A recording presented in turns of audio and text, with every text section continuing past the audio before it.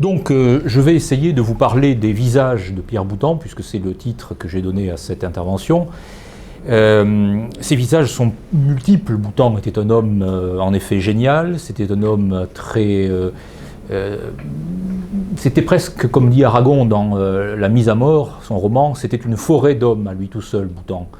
Et donc j'ai essayé de raisonner d'une manière un peu hybride, en quelque sorte, à l'image de ce Pour saluer Pierre Boutan, donc de cet essai, qui est constitué à la fois d'articles et d'études que j'ai consacrées à Pierre Boutan, à son œuvre, à ses livres, à sa pensée, mais également des extraits du journal que je tenais, un journal intime, enfin que je tenais lors de nos rencontres, et où j'ai consigné donc en particulier nos conversations, où je fais état des lettres que l'on s'envoyait, ou bien des coups de fil que l'on se passait. Et donc je souhaite que cette intervention, enfin en tout cas c'est ainsi que je l'ai pensé, nous fasse toucher du doigt, si j'ose dire, à la fois l'homme qui était Boutan, la personne qui était Boutan, parce que c'était un homme entier, un homme qui avait du génie, c'est vrai, et puis en même temps c'était un homme qui était un grand intellectuel, un homme de très haut parage, disons métaphysique ou métaphysique et politique. Donc je m'organiserai en deux temps. Un premier temps où je relaterai, qui sera assez bref, où je relaterai quelques anecdotes concernant Pierre Boutan et mes rencontres avec lui, telles que je les ai consignées dans le livre, en particulier dans le journal, parce que ça vous donnera, je ne sais pas si parmi vous certains ont connu Boutan ou pas, mais ça vous donnera une idée de l'homme, et en particulier à quel point cet homme était un homme incarné. Boutan a réussi ce prodige d'être à la fois extrêmement charnel et extrêmement spirituel. Je dirais qu'il était à la fois dans l'ordre des idées un platonicien pur, et qu'il était à certains égards, en tant qu'homme de chair et de corps pensant au sens de Nietzsche, je dirais presque qu'il était rabelaisien aussi. Et cette rencontre de Platon et de Rabelais, mais de génie, l'un dans l'ordre de la philosophie, l'autre dans l'ordre de la littérature, en un seul homme, est assez rare pour être souligné. Et donc c'est cet aspect vivant de l'homme Boutan que je voudrais essayer d'évoquer avec vous dans un premier temps. Puis dans un second temps, je me consacrerai plus particulièrement à la pensée politique de Boutan, c'est-à-dire plus exactement à sa théorie du pouvoir. Parce que Boutan a beaucoup réfléchi à la question politique au sens large et à la question du pouvoir, et il a réfléchi dans une série d'infléchissements par rapport à la pensée de son maître, qui était Charles Maurras. Maître aimé, bien sûr, jamais renié, à qui il a été fidèle tout au long de sa vie, même s'il a apporté un certain nombre de modifications à sa pensée. Et cet aspect double, je le trouve au fond, même si c'est assez anecdotique, je le trouve dans son nom même, dans son prénom et dans son nom. Vous savez, les Romains disaient que nomen est omen, le nom est présage, le nom est un signe. Pierre, évidemment tu es Pierre, c'est la part évangélique, c'est la part ordonnée, structurée, la part architecturale de la pensée, presque la part de ce que Maurras appelait l'arche nouvelle, catholique, royale, universelle, hiérarchique et humaine qu'il voulait construire, et qui, dans une lettre, c'est une formule de Maurras, l'arche royale, catholique, universelle, humaine, c'est une formule utilisée dans la correspondance de Charles Maurras avec Pierre Boutan. Donc Pierre en lui, c'est le socle, c'est la stabilité, c'est le roc. Et Boutan était un roc, il se vêtait souvent d'une veste paysanne, il n'hésitait pas à faire le coup de poing, à avoir un certain nombre de coups de gueule, j'y viendrai. Et puis Boutan, c'est un nom d'origine occitane, limousine, Las Botagnos en Languedoc, qui désigne les barriques. C'est le lieu-dit d'où les Boutans étaient originaires, dans un petit coin de Corrèze. Et cette association de pierres, l'architectonique pétricienne en quelque sorte, et la barrique, c'est-à-dire le versant dionysiaque du personnage, me paraît tout à fait caractéristique de celui qu'il était. Donc cette première partie, donc un caractère bien trempé, Boutan n'était pas d'un accès facile. C'était un homme qui avait des colères, c'était un homme qui avait des partis pris, qui parfois faisait preuve de mauvaise foi. C'était un homme qui avait aussi de l'humour, enfin qui pouvait rire, qui pouvait aussi pleurer. Je vous l'ai dit, c'était un corps, c'était un charnel, c'était un homme extrêmement sensible. Et je me souviens d'une série de remarques enfin, que j'ai consignées, mais qui sont assez révélatrices de la personne qu'il était. Premier exemple, Boutan, je ne sais pas dans quelles années précisément, c'était il y a un petit moment, fait une conférence à Bordeaux, et la mère de Philippe Solers, que vous connaissez, vient le trouver à l'issue de la conférence, et se présente à Boutan en lui disant « Je suis la mère de Philippe Solers ». Et Boutan la regarde et lui dit « Qui est-ce » Bon. C'est un des aspects de Boutan les plus brutaux, mais en même temps les plus, je crois, révélateurs de la personnalité qu'il était. Et pourtant, Boutan a consacré un article à un roman de Solers qui s'appelle « Femme », que vous connaissez aussi peut-être, qui est un article élogieux. Et il pointait d'ailleurs la lecture de Joseph de Maistre par Philippe Solers. Deuxième anecdote, elle aussi révélatrice. Nous étions dans son bureau à Saint-Germain-en-Laye, rue du Maréchal Joffre, et je ne sais plus de quoi nous parlions, mais il me dit, vous savez, comme dirait Léon Bloy, il y a de quoi faire hurler les constellations. Là, je ne sais pas pourquoi, je le connaissais peu, ça devait être notre première rencontre, je me prends à le reprendre, j'ignorais qu'il ne fallait pas reprendre Boutan, enfin en tout cas à éviter, et j'avais en tête la formule exacte de Léon Bloy, qui n'était pas « il y a de quoi faire hurler les constellations », mais « il y a de quoi faire hennir les constellations ». Et je le dis à Boutan. Boutan me regarde, reste silencieux pendant quelques secondes, ça ne lui ressemblait pas, et puis il me dit « on peut dire aussi comme j'ai dit ». Voilà, réaction de Boutan. Un peu plus sérieux à peine, mais tout aussi révélateur, j'avais confié à Boutan un texte que j'avais écrit, qui s'intitulait « Le sel de la terre », qui était un manuscrit, voilà, qu'il est resté d'ailleurs. Et dans ce texte, j'avais créé un mot valise qui, moi, me faisait beaucoup rire et que je trouvais amusant. C'est le mot moula, les moulas. J'avais pris ce mot-là avec donc l'adjectif mou et molla, et je désignais ce que j'appelais les molles inquisiteurs du libéralisme tempéré. Bon, j'avais pensé que c'était assez amusant, et Boutan me dit « Mais qu'avez-vous contre la religion musulmane ?» Alors qu'il n'y avait absolument aucun rapport, enfin en dehors du terme de mollah que j'associais à la mollesse. Ce qui était visé, c'était le libéralisme, les molles inquisiteurs du libéralisme tempéré. Et puis, il n'aimait pas les jeux de mots, on l'a dit à plusieurs reprises, pour une raison très, très simple, c'est que Boutan est un logocrate, comme disait Steiner, de Boutan, de Joseph de Maistre, de Heidegger, quelqu'un pour qui on ne devait pas jouer avec les signifiants, parce que le mot est sacré, parce que le mot dit la vérité d'un être et d'une chose, l'étymon du mot est sacré, lui-même a beaucoup raisonné à partir de l'étymologie, et donc les jeux de mots ne peuvent être que le propre au fond des déconstructeurs, des lacaniens, enfin de ceux qui considèrent que derrière le mot il n'y a pas de sens, ou que l'on peut en créer un autre en opérant une confusion des mots et donc du langage, et la confusion c'est Babel, etc. Et donc derrière, comme il n'y a pas de sens, il n'y a pas non plus d'autorité. Or Boutan était un homme du sens et de l'autorité, bien sûr. Quelque temps après, mais 1 an, 2 ans peut-être, nous passons ensemble un séjour à sa maison de campagne, Colobrières, dans le Var, et c'est moi qui le conduisais. On rentre dans la voiture, c'était une maison isolée dans la campagne, perdue, et puis un temps entre dans la voiture, et commence à bourdonner, enfin... J'essaie de le chasser, je m'agace un peu, il dit « Alors Soulier, vous êtes à la recherche du temps perdu ». Et il a beaucoup ri, de ce qui est très bon d'ailleurs, hein, c'est un bon jeu de mots, mais voilà, image de Boutan. Bon. Il y a également la colère. La colère fait partie de ces caractéristiques terribles du personnage, il en a connu beaucoup de colère. Parfois de sainte colère, parfois des colères qui tenaient plus à la passion et à l'agacement, enfin à une passion mal maîtrisée. Nous avions rendez-vous à Colobrières, toujours, au col de Babaou, dans un restaurant qui était au-dessus de sa maison, mais enfin assez loin, et nous avions rendez-vous, croyais-je, parce que c'est ce que l'on m'avait dit, à 19h, à 7h du soir. Donc nous arrivons à 7 h du soir, le restaurateur Daniel va chercher monsieur le professeur, comme il l'appelait, donc puisque Boutan n'avait pas de voiture, c'est ses enfants qui l'amenaient et qui venaient le rechercher, entre deux séjours parisiens.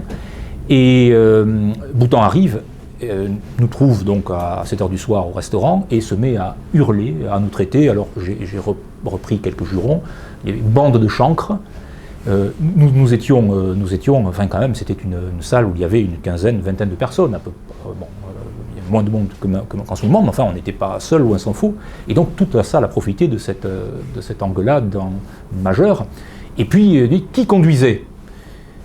Je trouve que c'est moi qui conduisais. Colère à nouveau, vous conduisez comme un nouveau-né, vous ne savez pas conduire, pourquoi n'avez-vous pas passé la voiture à quelqu'un d'autre, c'est absolument incroyable, et d'une manière, là encore, à la cantonade, enfin tout le monde en profitait. Quelques jours après, toujours à Colobrières, nous allons à la messe. Boutan allait à la messe le dimanche, et je l'amène, c'était un week-end, bon.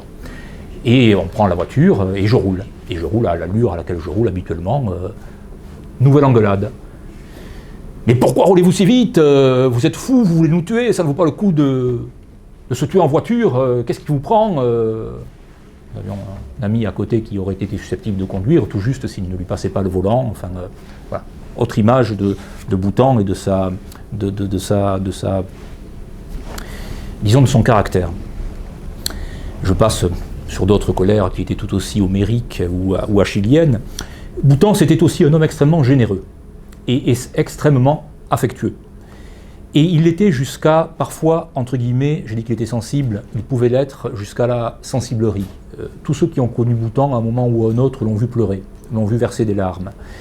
Et en ce qui me concerne, je l'ai vu pleurer à 2 reprises, enfin en tout cas avoir les yeux extrêmement humides et même verser des larmes, lorsque j'ai évoqué son père, et là je vais y venir dans la deuxième partie de mon propos. Il conservait dans une petite armoire qu'il avait dans son bureau de Saint-Germain-en-Laye une photo de son père, en noir et blanc bien sûr, et il l'a sortie devant moi dès notre première rencontre d'ailleurs, signe que évidemment la présence de son père était toujours, et du deuil de son père était toujours très vive, et là il y a eu un moment d'émotion assez fort. De la même manière, lorsque j'ai évoqué Hénimier et Blondin, à qui il a été extrêmement lié, Boutan aussi, se souvenant de la mort de Nimier, a détourné le regard et a pleuré. Et de même pour Blondin, à propos d'une autre allusion, enfin c'était aussi la même manifestation. Boutan était aussi très généreux. J'étais à l'époque à l'université, j'avais un statut d'attaché temporaire d'enseignement et de recherche, et je travaillais sur Céline. Non pas dans un cadre de thèse ou de mémoire, mais dans le cadre d'un séminaire. Et Boutan m'a dit, sans que je lui demande rien, simplement parce qu'il savait que je travaillais sur Céline, il m'a dit « Savez-vous d'où Céline tient son style? Quel est celui qui lui a donné véritablement cette musique, ce tempo ?» Non. Eh bien c'est Dickens, dans Pickwick. Il dit « Reportez-vous à Dickens et à Pickwick, si vous le souhaitez, et vous verrez que Céline est un lecteur de Dickens, de Pickwick, et qu'il a pris de cet auteur-là. Boutan était évidemment un lecteur de l'anglais, un traducteur de l'anglais, et qu'il a pris donc de Dickens son style et sa musique. Donc générosité de Boutan, pour le coup du professeur Boutan. Donc voilà quel était l'homme, je parle de manière presque un peu caricaturale, mais c'était un homme entier, aussi bien dans son versant affectif au sens de la sensibilité, que dans son versant plus passionnel ou passionné, qui passait par des colères, par des coups de gueule, par des coups de poing. Il aimait également, j'y pense à cause de Boutan, le Boutan dionysiaque. Vous l'avez peut-être, certains parmi vous qui l'ont connu, l'ont peut-être entendu détourner une citation de Saint-Augustin. Saint-Augustin dit « La mesure d'aimer et d'aimer sans mesure ». Et Boutan disait plutôt la mesure du boire et de boire sans mesure. Ce qui lui ressemblait aussi et qui était assez typique du personnage. Donc après ce portrait qui vous donne peut-être une idée de la personnalité de Pierre Boutan, je voudrais essayer de vous en donner maintenant une idée mais plus philosophique, ou plus politique. et plus singulièrement donc de sa pensée politique, de sa théorie du pouvoir. Alors, Boutan a été un acteur de la politique, il a été un homme d'action. Il a été un homme d'action, certes, à l'Action française, bien sûr. Il l'a été pendant la Deuxième Guerre mondiale, où il s'est engagé dans l'armée d'Afrique, aux côtés de Giraud. Il l'a été aussi pendant les années gaulliennes. Et la part de Pierre Boutan dans l'histoire du gaullisme reste à écrire, je pense.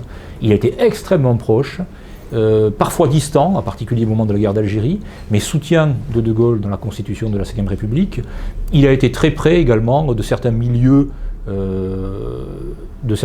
me disait très récemment Gérard Leclerc, de certains milieux de la barbouzerie gaulienne. Je ne sais pas jusqu'où ça a été, je ne sais pas s'il avait des liens avec le service d'action civique ou pas, ou si c'était autre chose, enfin, quels étaient ces liens-là, mais il a été extrêmement proche de certains réseaux gaullistes. Et il a été très proche également, bien sûr, du comte de Paris, et il est intervenu à plusieurs reprises dans les rapprochements entre le général de Gaulle et le comte de Paris. Mais il a été aussi, dans le registre de l'action, un journaliste de combat. Maurras lui avait confié la revue de presse de l'Action française, rubrique qui lui tenait extrêmement à cœur. Il a été éditorialiste d'Aspect de la France. Il a été également l'animateur et le fondateur de petites revues pamphlétaires, La Dernière Lanterne et Parole française, qu'il animait avec François Brignot et Antoine Blondin, essentiellement. Et puis, il a été, bien sûr, dans le domaine du journalisme de combat, le fondateur et le principal animateur du journal La Nation française, de 1955 à 1967, et qui regroupait, alors là, bon, c'était un journal, je crois qu'on ne peut le comparer qu'à Combat, qu'à ce qu'a été Combat de la grande époque. C'est-à-dire écrivaient dans La Nation française des gens aussi divers que Marcel Aimé, Gustave Thibon, Marcel de Corte, Gabriel Matzneff, Antoine Blondin, bien sûr, François Léger, Jacques Perret, Daniel Halévy, Paul Ceran, Louis Pauwels. Boutan avait réussi à fédérer cette équipe-là autour de lui et à faire de La Nation française aussi un journal d'écrivains, ce qui est assez rare pour être souligné. Alors concernant plus précisément le Boutan, cette fois théoricien, Boutan a écrit 3 livres directement consacrés à la politique et à la théorie politique. Le premier, c'est en 1948, il s'intitule « La politique considérée comme souci ». Le deuxième s'intitule « Le court traité du pouvoir légitime », il a été publié en 1958. Et le troisième, « Reprendre le pouvoir », il a été publié en 1978. En schématisant à l'extrême, je schématise vraiment à l'extrême, on pourrait dire que le premier livre est consacré à la question de l'autorité ou de la souveraineté. Le deuxième, comme son titre l'indique, à la question de la légitimité, et le troisième, reprendre le pouvoir à la question du consentement. Je caricature extrêmement, je caricature beaucoup, mais c'est pour vous donner une idée de la progression aussi de la pensée de Boutan, ou plus exactement de son évolution. Donc c'est à partir de ces 3 ouvrages-là que je vais essayer de clarifier la pensée politique de Boutan. Non sans avoir précisé d'abord, c'est le socle qui est indispensable, que Boutan se situe bien sûr dans la tradition politique classique, celle du cercle Aristote, enfin, celle d'Aristote, et que Boutan considère bien sûr que l'homme est un animal politique. Donc dire que l'homme est un animal politique, cela signifie bien sûr qu'il naît d'emblée dans une société, en l'occurrence la société familiale, la cité elle-même étant composée d'une association de familles, et cela signifie tout autant, bien sûr, que toutes les théories du contrat, toutes les théories modernes du contrat, ce qui est un pléonasme, depuis Hobbes dans le Léviathan est le premier théoricien du contrat, donc de cette idée qu'en fait les hommes s'associent entre eux par intérêt, essentiellement à cause de la peur, nous dit Hobbes, la peur, la grande passion de ma vie, dit-il, l'homme est un loup pour l'homme, donc pour éviter une tuerie permanente, une tuerie perpétuelle, il faut que les hommes s'associent. Et puis vous avez bien sûr la théorie du contrat social de Rousseau, qui franchit un pas, disons, en quelque sorte, dans l'idée contractuelle et dans l'idée moderne, qui met en jeu donc la volonté des hommes. La question de la volonté, chez Boutan, ne se pose pas. Ou en tout cas, elle ne se pose évidemment pas sur le même plan que pour Rousseau et pour ce qu'il appelle le mythe de la volonté générale. Rousseau, vous connaissez sans doute sa formule, dans le discours sur les fondements et les origines de l'inégalité parmi les hommes, à peine 4-5 lignes après le début de son introduction, dit « Commençons par écarter absolument tous les faits ». Bon. C'est-à-dire que Rousseau, d'emblée, c'est là vous avez là, nous en sommes toujours là, enfin je veux dire la théorie politique moderne, la théorie contractuelle, républicaine, démocratique, révolutionnaire, peut signer. Commençons d'abord par écarter tous les faits. Et entrons dans la fiction contractuelle. Boutan se situe bien entendu à l'opposé, considérant l'homme donc comme un animal naturellement politique. C'est important ce terme de naturellement politique. Autre point d'appartenance, enfin ce qui signe l'appartenance de Boutan à la pensée politique classique, c'est qu'il n'a de cesse de mettre en avant, parmi les nécessités du politique, la mesure.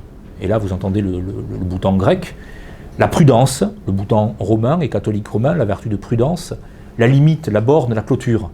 Les cités humaines, fût-ce à taille de nation, les cités humaines doivent être préservées parce qu'elles sont fragiles et parce que l'homme n'est pas un animal, n'est pas Dieu, tout simplement, n'est pas fait d'infini, d'absolu. Et la finitude originelle de l'homme conditionne la prise en compte de la finitude de la cité elle-même. Donc tout ce qui sera de l'ordre de la démesure en politique sera condamnable, y compris bien entendu les démesures modernes que l'on a connues au XXe siècle. D'où d'ailleurs chez Boutan, je parlais de clôture, mais l'image du jardin. Relisant ces textes-là, c'est très frappant, il y aurait matière, je pense, à un article ou à une réflexion. Boutan, homme des jardins. On trouve la question du jardin et du jardin de l'enfance. Chez Boutan, dans la politique, mais aussi dans son La Fontaine politique, et dans La Fontaine ou La langue des dieux, le petit livre qu'il a consacré à La Fontaine également chez Hachette.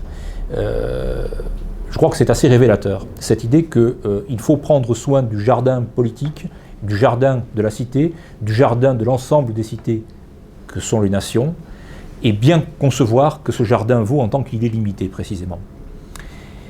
Point de départ de la pensée de Boutan, qui reste encore dans le domaine classique, en tout cas sur lequel Maurras lui-même a insisté, s'il s'agit, donc si l'homme est un animal naturellement politique, ce qui est à prendre en compte en premier lieu, ce n'est évidemment pas quelque fiction contractuelle que ce soit, mais c'est la naissance. Et la naissance, Boutan rappelle que la naissance, c'est la nation, natio, en latin, c'est le même mot à l'origine, c'est le fait de la naissance qu'il faut prendre en compte.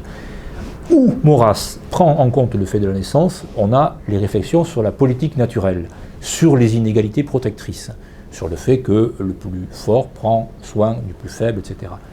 Et c'est là où Boutan commence à infléchir la pensée maurassienne, c'est que d'une part, Boutan va insister en même temps que sur la naissance, sur la transmission du langage, sur la transmission de la langue, par la famille et par le père singulièrement, et puis beaucoup plus fortement encore, précisément sur la figure du père.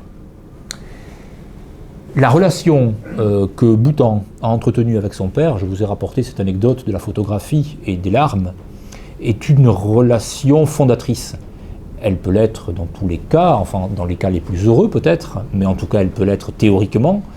Mais pour Boutan, ce fait existentiel prend des dimensions éminemment politiques et philosophiques et métaphysiques. La relation avec son père a été déterminante pour qu'il conçoive de manière immédiate, spontanée, la vérité de la politique, enfin la raison d'être de la politique. Je le cite dans la politique considérée comme souci, premier texte, donc directement politique de Boutan, publié en 1948, qui est d'ailleurs, c'est extrêmement là, c'est aussi révélateur, dédié à son père, à mon père, en lettres majuscules qui plus est. Voici ce qu'il écrit donc dans la politique. Bien loin que ce nationalisme, le nationalisme le sien, fût une doctrine d'orgueil, il suspendait tous les bonheurs du monde à l'acte d'humilité initiale, la reconnaissance d'une finitude originelle. Je nais ici et non ailleurs, fils d'une famille, héritier d'un nom. Bon, la naissance, l'héritage, la famille, le nom. À George Steiner, dans les entretiens qu'il a eus avec Steiner sur le sacrifice d'Abraham et sur Antigone, Boutan dit, contre le relatif pessimisme de Steiner, ou en tout cas contre le sens du tragique de Steiner, Boutan dit Mais tout recommence chaque fois qu'un enfant naît, vous le savez bien. Bon, là vous avez encore la naissance. Ce tout recommence, bien sûr, ce n'est pas un tout recommence de type absurde, de type rocher de Sisyphe, Rodixion, tonneau d'Anaïde, mais tout recommence, c'est-à-dire tout le possible de l'humanité peut recommencer dans cette transmission du langage et dans ce nouvel être qui vient au monde. Et puis il y a aussi son essai sur le temps essai sur l'origine. Là encore, un marqueur extrêmement profond. Donc lorsque l'on réfléchit au fondement de la politique chez Boutan, on retrouve cette image du père avec une valeur, je l'ai dit, existentielle et vraiment déterminante. Boutan citait également très souvent Proudhon. Proudhon disait, cité par Boutan, « Nul n'est homme s'il n'est père ». Oui. La paternité aussi, en inscrivant les êtres dans un lignage, dans une lignée, et donc dans une forme de matière très concrète, c'est aussi toute l'opposition possible et envisageable, non seulement au contrat, à la fiction contractuelle, mais à l'universalisme abstrait. C'est-à-dire à l'idée républicaine qu'un homme est un homme est un homme est un homme, etc. Ce qui est vrai dans l'ordre métaphysique ou théologique, mais qui n'est pas vrai dans l'ordre politique. Tout simplement parce que, comme dit José de Maistre, l'homme avec un grand H n'existe pas. Il ne l'a jamais rencontré. Il a rencontré des Anglais, des Espagnols, des Allemands, des Autrichiens, des Prussiens. Il n'a jamais rencontré d'homme. L'homme, vous pouvez le rencontrer dans la métaphysique, dans la théologie, mais ce que vous rencontrez, c'est un être avec, évidemment, une histoire, une langue, une culture, une origine, etc., etc. Donc c'est une manière, je crois, pour Boutan aussi, de manifester son opposition à l'universalisme abstrait. Voici ce passage est assez émouvant, toujours dans la politique. Boutan évoque le platonisme de l'enfance. C'est important, je vous ai dit au début, Boutan platonicien, oui, il est resté platonicien, il a été jusqu'au bout, mais ce platonisme de l'enfance, chez lui, consiste à voir à quel point le père concret, le père réel, le sien, incarne en même temps l'idée du père, l'idée paternelle. Parce que, vous savez, on a souvent, parfois, il arrive que l'on fasse des lectures de Platon un peu rapides et qu'on considère Platon comme, et la théorie, les idées platoniciennes comme extrêmement lointaines, désincarnées. Non, l'idée, c'est la substance de la matière, c'est la substance de la chose. Et à travers un être singulier, l'idée de la paternité, à travers un père concret, le jeune enfant voit l'idée même de la paternité. On va voir en quoi elle correspond précisément. Boutan écrit parmi toutes les formes idéales, c'est-à-dire les réalités parvenues à leur état d'évidence et d'achèvement, il y avait donc cette forme singulière du Père. Tout semblait s'ordonner par rapport à elle, ce fait était originel, il était plus spirituel que l'esprit, il absorbait pour ainsi dire l'esprit et remplissait la solitude. Il créait une puissance, entre guillemets, légitime, que rien ne pouvait me faire contester. Un amour et un respect étrangers à toute préférence me devenaient évidents. Vous voyez, pas de libre arbitre, on ne choisit pas son père, on ne choisit pas son roi, on ne choisit pas son nom. Pas de libre arbitre, la volonté n'a rien à faire avec ça. Je suis confronté à un père, je suis donc confronté à une puissance, et notez d'ores et déjà que cette puissance est une puissance dite légitime. Par extension, la paternité familiale se duplique en quelque sorte en plusieurs stades. Boutan raisonnait beaucoup par analogie. L'Ontologie du secret, son grand livre de philosophie, est construit autour de la notion d'analogie. Et donc la famille royale et la royauté et la monarchie sont également des images évidemment et de la famille et de la paternité. Et au-delà encore, tout pouvoir, vous connaissez saint Paul, tout pouvoir vient de Dieu, tout pouvoir vient du Dieu en tant qu'il est père dans le registre chrétien. C'était évidemment le registre de Boutan. La monarchie donc est conforme à la fois à l'ordre naturel, celui de la famille, et à l'ordre surnaturel, à l'autre bout, c'est-à-dire à l'ordre, en quelque sorte, divin. Je cite cette fois « Reprendre le pouvoir », donc le dernier texte, celui de 1978, « Le phénomène du souverain, de quoi aurait-il pris sa force, son universalité d'expérience, sinon de ce super dont le latin médiéval l'a tiré, superanus, n'est-ce pas celui qui est au-dessus, comme l'enfant voit les grandes personnes, toujours l'enfant, et comme d'abord les terrestres imaginent les célestes. » Ceci induit d'ailleurs chez Boutan une certaine différence, à nouveau, un certain infléchissement vis-à-vis de la pensée de Charles Maurras. Boutan préférait se dire royaliste que monarchiste. La monarchie de Maurras, c'est une monarchie, je cite Boutan dans La Politique, qui est fondée sur des raisons abstraites, parfois schématiques et quasi mathématiques. La monarchie, selon Maurras, se fonde à partir de l'empirisme organisateur. Elle a donc un substrat, certes d'observation, mais un substrat scientifique en quelque sorte, enfin qui naît de l'observation des sociétés. Le problème, c'est que pas plus que les preuves de l'existence de Dieu n'ont convaincu quiconque de l'existence de Dieu, pas plus les preuves du bienfait de la monarchie pour la France, selon Maurras, ne peuvent emporter nécessairement l'adhésion au royalisme, au monarchisme plus exactement. Ce qui importe, c'est aussi ce que Boutan appelle le sentiment profond.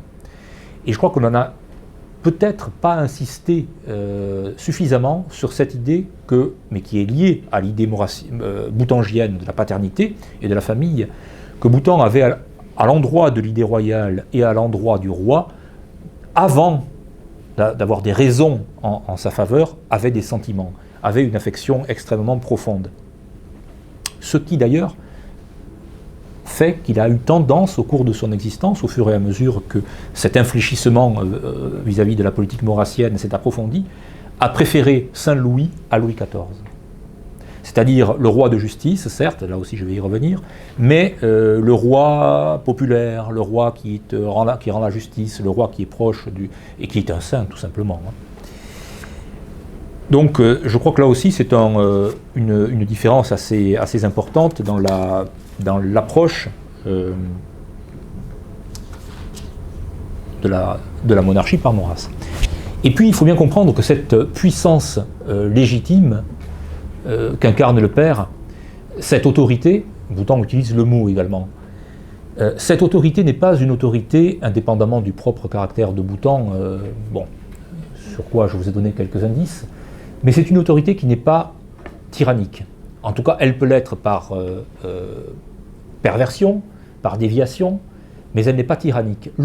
Et ce qui l'empêche de l'être tyrannique, cette autorité, c'est la définition même qu'en donne Boutan, c'est-à-dire telle qu'il la comprend, et telle qu'elle n'est pas superposable avec quelque tyrannie que ce soit, y compris avec quelque tyrannie familiale que ce soit, c'est l'étymologie là encore. L'autorité, la auctoritas, Boutan l'entend en latin, c'est ce qui augmente, c'est ce qui accroît. C'est le même mot que l'on retrouve dans le mot auteur en français. Donc celui qui a de l'autorité, c'est celui qui tire vers le haut, c'est celui qui aide à grandir l'enfant. On reste exactement dans la même métaphore, qui est une métaphore politique, mais en même temps concrète, bien sûr. Il n'y a autorité que s'il y a positivité de l'effort, en quelque sorte, vers le haut, et de manière ultime, vers la transcendance, vers ce qui est le plus élevé. S'il y a écrasement, il y a despotisme et tyrannie. Et ce n'est pas du tout l'autorité telle que Boutan la comprend.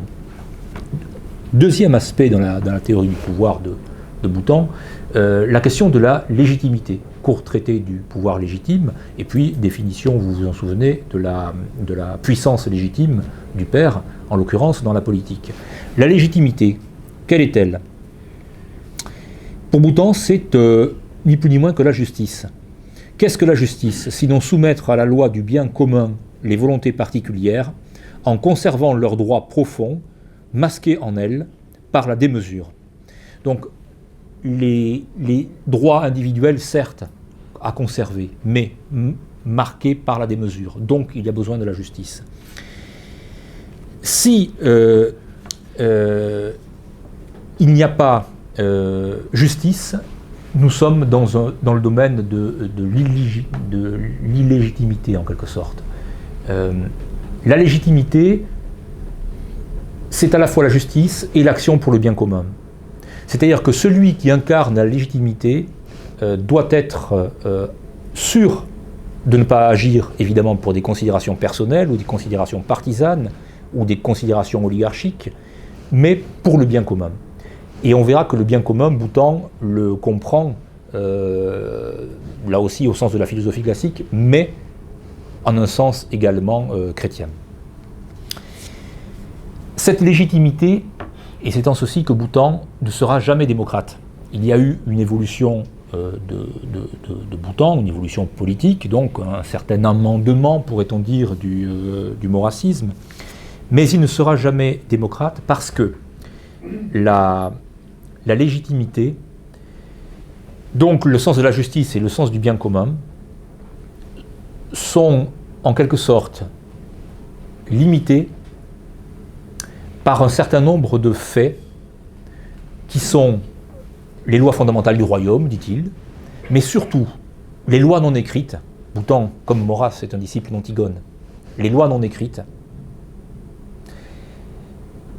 la loi naturelle, qui découle essentiellement de la religion, pour Bhoutan. Cela signifie donc que le suffrage, la volonté, si le suffrage sert à déterminer le consentement, le suffrage ne peut rien dire du bien commun et de la justice, parce que le suffrage et la volonté peuvent enfreindre, dans ce qui apparaît à Bhoutan comme une manifestation de la démesure, peuvent enfreindre la loi naturelle, les lois fondamentales ou les lois non écrites. Autrement dit, pour prendre des exemples concrets, il va de soi que pour Bhoutan, ce dont on parle aujourd'hui beaucoup, le mariage homosexuel, la GPA, la PMA, qui sont déterminés, qui peuvent être déterminés aujourd'hui dans une société qui est évidemment, qui n'est plus informée par le christianisme depuis longtemps, qui peuvent être justifiés par le suffrage, pour Bhoutan c'est absolument impossible. La volonté est bornée par ces considérations-là.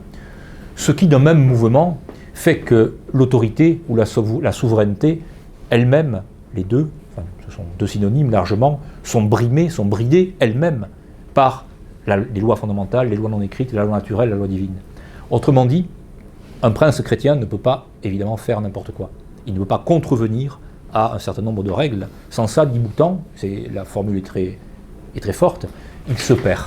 Il perd son honneur et il se perd. Et il se perd quasiment au sens théologique. Donc je crois que c'est aussi important à souligner que cette borne mise par Bhoutan à l'autorité, à la souveraineté et à la légitimité. L'autorité, si elle est seule, dégénère en tyrannie. La volonté, si elle est seule, dégénère en anarchie. Voilà. Et pour Bhoutan, la démocratie libérale, représentative, moderne, est une des manifestations possibles de l'anarchie et du désordre. Et de ce qui rend, au fond, la société de plus en plus inhumaine.